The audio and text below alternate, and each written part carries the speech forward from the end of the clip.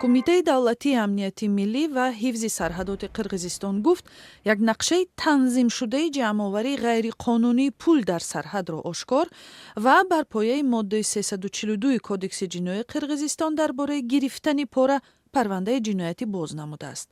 در دایره این پرونده تا حال بیش از 40 نفر کارمندان گذرگاه‌های مرزی قدمجوی و چشمه واقع در سرحد با ازبکستان دستگیر شدند. یک زن تاجر که در نزدیکی‌های گذرگاه سرحدی قدمجوی به سر میبرد در صحبت با خبرنگاران ازاتیق دیده‌هایش را چنین نقل کرد. من کشینه بالامмен işlemde balamda oynatıp жүрürsün. با پسرچم در جای کار بودم. یک دم با او بازی میکردیم که ماشین سفیدی آمد. از داخلش یک دسته آدم برآمده به سوی پاسگاه شتافت. وقتی آنجا وارد شدند صدای 2 یا 3 تیر در هوا شنیده شد. با پسرم اینجا دویدم. پیش این گونه حالت را ندیده بودیم. بعد تخمینا 1.5 ساعت از داخل قهوه‌خانه که آنجا جایگیر است 4 نفر مسلح را آوردند که لباس حربی داشتند و آنها را آنجا بردند.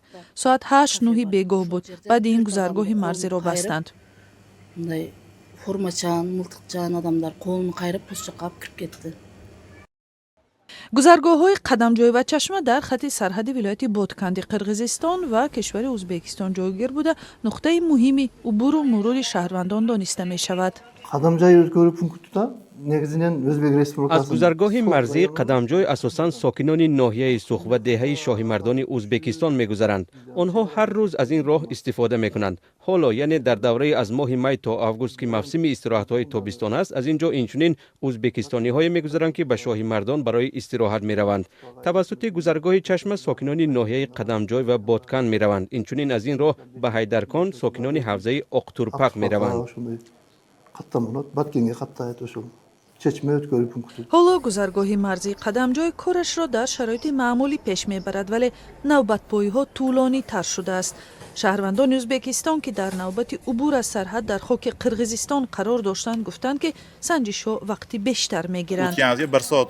1 ساعت شد که ما گذشتیم. انتظاریم. ما گذشتیم ولی ماشینمان هنوز نه.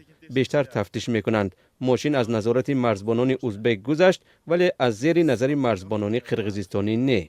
جانب قرقیزستان بیشتر تفتیش میکند. بله، دور و دراز با دقت به سراسیمگی میبینند. شاید مرزبانان ما هم ماشین های از قرقیزستان می آمده را این گونه با دقت تفتیش کنند.